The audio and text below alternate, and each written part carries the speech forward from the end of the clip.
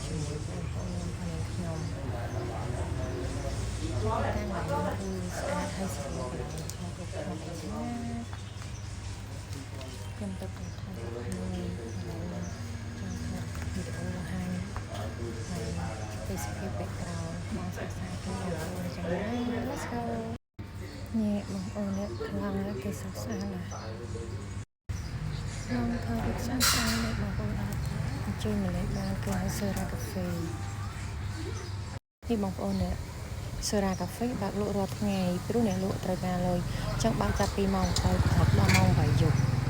នេះមកស្អាតណាស់បងប្អូននេះឃើញទេខ្លងថតរូបស្អាតស្អាត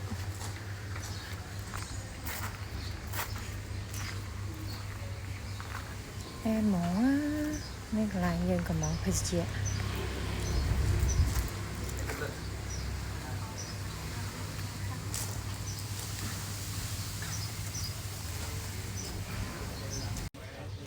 ចាចឹងបងប្អូនបានឃើញទស្សនភាព background ទស្ស